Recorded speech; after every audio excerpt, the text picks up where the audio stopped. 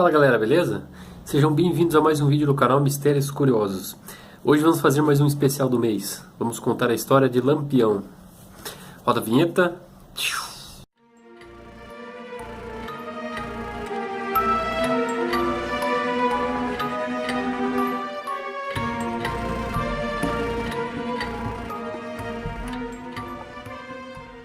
Bom, com certeza você já deve ter escutado algum relato sobre Lampião, o suposto rei do cangaço.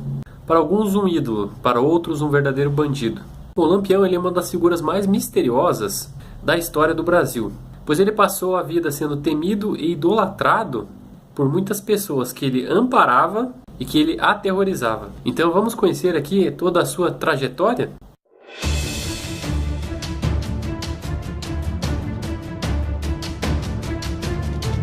Bom, antes de mais nada, há uma grande controvérsia sobre a sua suposta data de nascimento.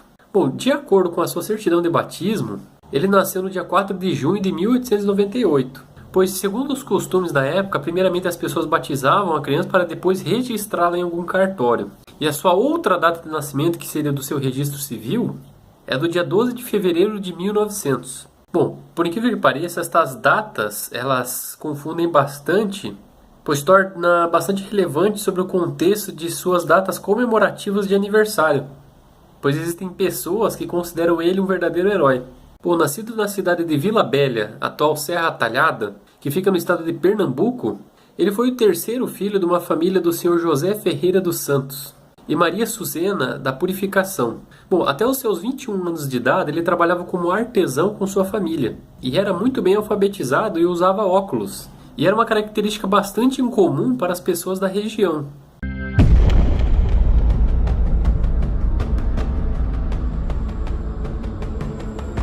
Pois havia um aspecto muito pobre onde ele morava.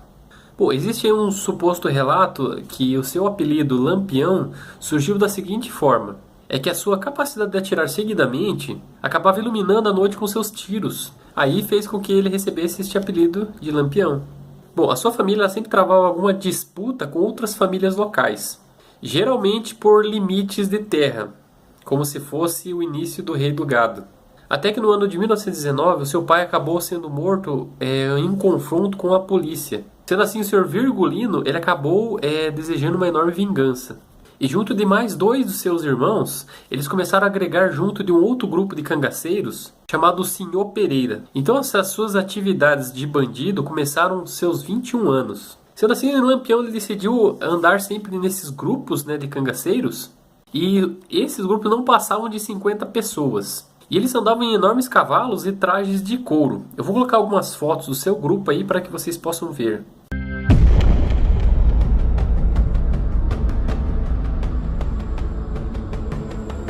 Quando os cangaceiros surgiram no início do século XX, não eram heróis nem vilões, eram apenas prestadores de serviços. Eram contratados pelos coronéis para matar seus inimigos. Mas, reza a lenda, que eles roubavam dos ricos para dar aos pobres. Os mais famosos cangaceiros foram Gameleira, Antônio Silvino, Corisco e Lampião. Bom, como era uma verdadeira caatinga, um semiárido, eles utilizavam adereços que os protegiam de alguns cactos ou outros tipos de arbustos que poderiam machucar eles. Bom, muitas das pessoas que andavam com ele chamavam ele de capitão. E por incrível que pareça, ele sempre usava um poder bélico bastante superior aos outros grupos de cangaceiros. E como não existia nenhuma espécie de contrabando na região, a maioria das armas deles eram roubadas da própria polícia. E as armas que eles mais utilizavam era o rifle Winchester.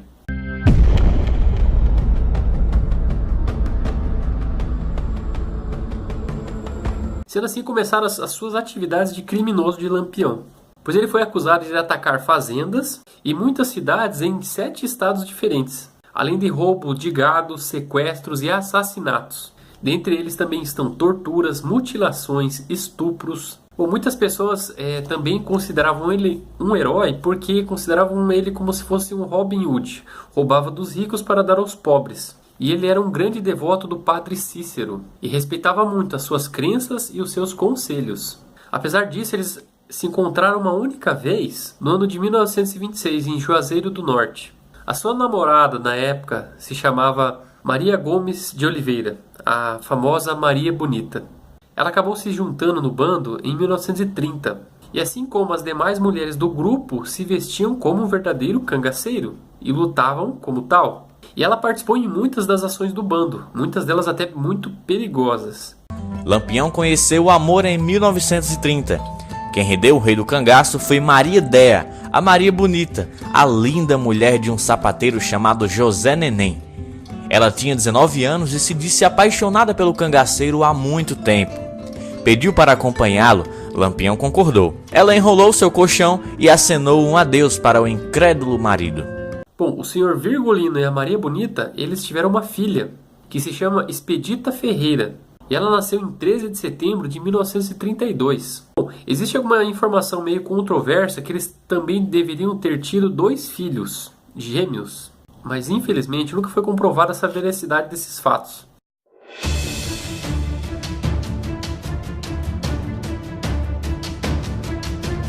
Bom, eu vou fazer uma série cronológica aqui de acordo com os anos que aconteceram determinados acontecimentos bem interessantes. Então, no ano de 1897, segundo a sua certidão de batismo, ele nasceu. Em 1913, o seu pai era uma espécie de burro de carga. Levava alguns alimentos para determinadas regiões da Caatinga e levava Lampião com ele. Em 1921, a morte do seu pai o impressionou. Através de uma briga de vizinhos, que acabou parando na polícia, o seu pai acabou sendo morto por oficiais da polícia. E foi aí que ele decidiu entrar para o cangaço e se tornar um verdadeiro criminoso. Virgulino aderiu ao cangaço em 1920. Queria vingar a morte do pai assassinado. 2 anos depois, em 1922, entrou no bando do Senhor Pereira, um cangaceiro da época, e passou a ser o líder desse grupo. Virgulino Ferreira da Silva ganhou o apelido de Lampião. Em 1922, já no cangaço, ele aprendeu a ler e escrever e tira uma boa mira. Logo, ele acabou se tornando líder do grupo no ano de 1922. Uma das primeiras ações que ele teve foi matar um informante e entregou seu pai à polícia. Vaidoso, o rei do cangaço permitiu que o comerciante Benjamin Abraão fotografasse e filmasse o bando. As imagens foram divulgadas pela imprensa em 1936. Registra os bandos no auge da sua glória e poder.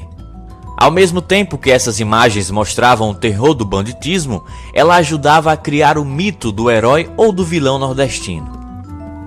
Durante os anos 20 e 30, Virgulino chegou a liderar 200 homens. Eles percorreram 7 estados nordestinos e foram perseguidos por 4.000 soldados. O bando sempre crescia. Em 1903 aconteceu um fato bem interessante. O Sr. Marcolino Diniz, que era um grande fazendeiro e poderoso na época, ele se tornou um grande aliado de Lampião, pois ele acabou matando um juiz de paz em Pernambuco e acabou sendo preso. Então, o bando de Lampião invadiu a cidade e libertou o Sr. Marcolino. Em troca, meses depois, quando o Lampião se machucou através de um confronto, a família Diniz, em troca de agradecimento, acabou cuidando dele neste período também. Então foi uma troca de favores. No ano de 1924 aconteceu um fato bem interessante também. Ele foi anunciado como se tivesse morto, pois ele roubava muitos locais e ficava sumido por um longo tempo. E muitas dessas vezes foi anunciado como morto, porém ele sempre surgia com novos assaltos. Já no ano de 1925 ele acaba perdendo seu irmão, através de um confronto também com a polícia. E para se vingar ele decidiu atacar algumas cidades da Paraíba. Bom, Lampião ele tinha um grande interesse por pessoas ricas. Então, algumas vezes ele atacava ou simplesmente fazia uma amizade com eles. E isso fez com que ele tivesse bastante alianças com grandes pessoas poderosas em cidades do Nordeste. E apesar disso, ele deixava de atacar em certos territórios para garantir proteção de algumas pessoas. E sempre fornecia homens quando necessário. E acabava sempre se vingando dos inimigos dos seus aliados, em troca de algum tipo de proteção política. Bom, entre cangaceiros e policiais, muitos eram bastante violentos, então alguns fazendeiros consideravam Lampião um verdadeiro herói, pois ele sempre ajudava as pessoas mais humildes. Bom, já no ano de 1926, ele tinha uma grande admiração pelo Padre Cícero, e o Padim Cisso acabou pedindo para que ele largasse o cangaço, senão ele iria de alguma forma acabar morrendo. Bom, mesmo sem sucesso, Lampião sempre respeitou a opinião do Padre Cícero, e por incrível que pareça, ele jamais invadiu uma igreja. pois ele sempre tinha algum tipo de respeito. Eles realizavam algumas orações antes de atacar qualquer cidade. E entre as preces mais comuns estavam aquelas de corpo fechado. E o fato mais incrível, ele jejuava na Semana Santa e às vezes ia até na missa.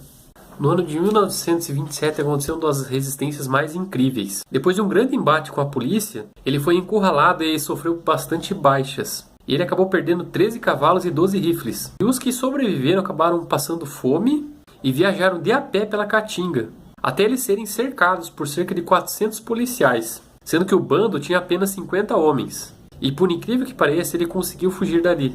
Um detalhe interessante é que ele foi um dos primeiros a incluir mulheres ao seu cangaço. E ele até tentou ser rei do sertão. Olha a tática dele. Ele se aproveitava do descaso por muitos governadores com o sertão, né? E em 1926 ele enviou uma carta ao então presidente do estado de Pernambuco e acabou propondo uma divisão, sendo que a área sertaneja até Arco Verde passaria a ser governada por Lampião e a faixa até o mar seria do governo oficial. Apesar disso, a carta foi simplesmente ignorada. No ano de 1928, o ataque a Mossoró acabou marcando o começo do fim do bando, onde eles acabaram perdendo a fama de invulnerabilidade. Até o fim deste ano, o grupo quase desapareceu, sendo que acabou ficando com apenas cerca de 20 homens. No ano de 1930, ele acabou ficando bastante famoso e ele acabou... surgiu uma matéria no The New York Times sobre Lampião. E acabou virando até um assunto em um documentário que foi conhecido como Lampião Fera do Nordeste. Bom, existia um suposto apelido para a polícia na época que chamavam de Os Volantes, que eram as forças policiais itinerantes, que sempre combatiam os cangaceiros. E ambos grupos eram muito parecidos, pois não pareciam muito com policiais, e sim cangaceiros.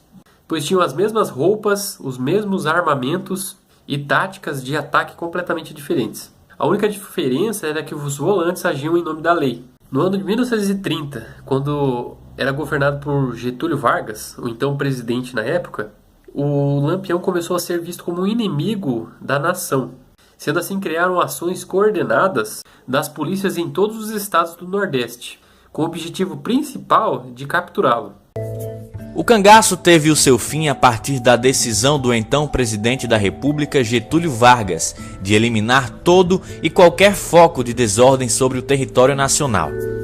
O regime denominado Estado Novo incluiu Lampião e seus cangaceiros na categoria de extremistas. A ordem era matar todos os cangaceiros que não se rendessem. O governo da Bahia ofereceu uma quantia de 50 mil contos de réis pela captura dele, uma fortuna pela cabeça do personagem principal da cultura nordestina. Ele sempre conseguia fugir no meio da caatinga. Em 1932 houve uma grande cerca no sertão, e então o governo da Bahia decidiu evacuar uma determinada região para deixar Lampião sem nada. Sendo assim, cerca de 12 mil sertanejos foram deslocados para proteger grandes cidades. E por incrível que pareça, eles abandonaram terras, lavouras, suas casas, mas mesmo assim não conseguiram abalar Lampião. Já em 1932, nasce o primeiro filho, ou filha, de Lampião, que seria Expedita, quando eles estavam em Sergipe. E ele entregou a sua filha a um casal de amigos que estavam nesse estado. No ano de 1934, o grupo acabou sofrendo uma tentativa de envenenamento, sendo que um policial acabou obrigando a uma pessoa do seu grupo a colocar veneno na comida que ofereciam aos cangaceiros. Mas eles não chegaram a provar o alimento infectado porque eles já haviam comido. Então isso salvou eles. Já no ano de 1937, o Sr. Lampião ele já estava indignado com a polícia enchendo o saco dele, correndo atrás dele sem descanso. Sendo que o seu corpo já estava bastante degradado com o sol. E ele já estava com a pele bastante debilitada. E devido às suas más condições de higiene e os seus ferimentos mal curados, existiu até rumores que ele teria adquirido tuberculose, desde quando ele feriu o seu olho direito em um espinho. E sua visão acabou ficando bastante debilitada. Já no ano de 1938, existe um fim do rei do cangaço, pois existem duas versões para sua suposta morte. A primeira versão é que o rei do cangaço é surpreendido pela polícia e morto em resistência, apesar que isso é pouco provável, já que ele é bastante conhecido pelos seus embates bastante duros com a polícia. Então ele sempre foi bastante resistente. Já a segunda versão conta que 11 cangaceiros morreram na grota de Angico, que é um lugar considerado como se fosse uma ratoeira por outros cangaceiros. Bom, para comprovar este fato, suas cabeças foram cortadas pelos soldados para que pudesse comprovar a sua morte e a derrota do famoso líder. Sendo assim, os policiais fizeram um grande desfile com suas cabeças à mostra, e essas cabeças estavam dentro de latas de querosene, e passaram em diversas cidades do Nordeste para comprovar o fato.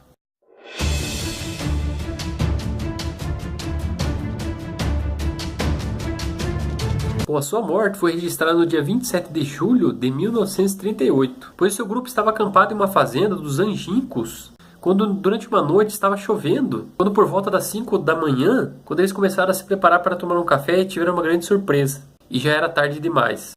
Era tal época do ano. O bando de Lampião, 30 homens e 5 mulheres, estavam começando a mudar de local quando foram vítimas de uma emboscada de uma tropa de 48 policiais de Alagoas, comandada pelo tenente João Bezerra. Os policiais tinham a vantagem de 4 metralhadoras Hotchkiss. O combate durou apenas 10 minutos. Lampião, Maria Bonita e 9 cangaceiros foram mortos e tiveram suas cabeças cortadas. Maria foi degolada viva.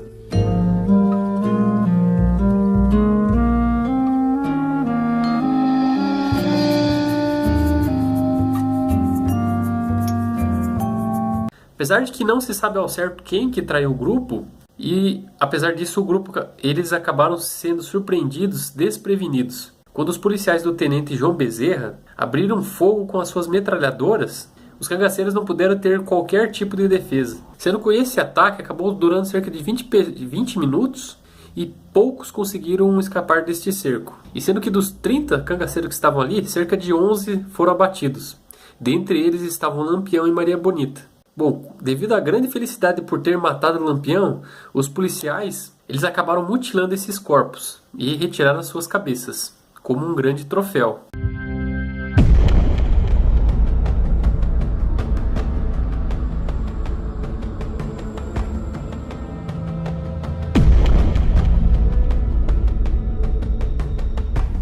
Bom, apesar disso ser bastante desumano, muitos policiais faziam isso na época para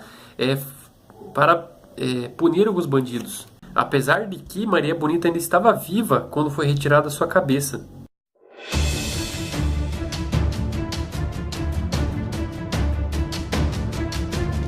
Bom, apesar do péssimo estado de conservação desses corpos, as cabeças seguiram para Salvador, onde permaneceram por cerca de 6 anos na Faculdade de Odontologia da Universidade Federal da Bahia. E lá tornaram a ser medidas, pesadas e classificadas na tentativa de descobrir alguma patologia. Bom, posteriormente, esses corpos foram expostos no Museu Antropológico Estácio de Lima, que fica no Instituto Médico Legal de Salvador. Bom, durante muito tempo, a família de Lampião lutou muito para que seus corpos fossem enterrados. Devido a esse grande embate jurídico, o enterro dos restos mortais de Lampião só ocorreu depois de um projeto de lei número 2867, de 24 de maio de 1965, pois devido a uma grande pressão política para que essas pessoas tivessem um enterro digno. Sendo assim, as cabeças de Lampião e Maria Bonita foram sepultadas no dia 6 de fevereiro de 1969. E os demais integrantes do cangaço também foram enterrados no mesmo período.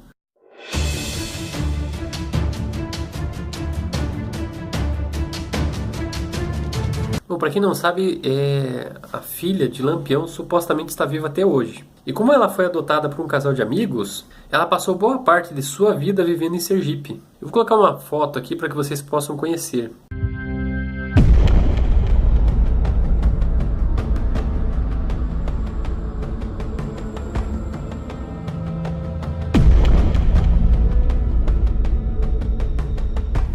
Bom, apesar dela ver seus pais poucas vezes durante a sua vida, ela acabou conhecendo eles.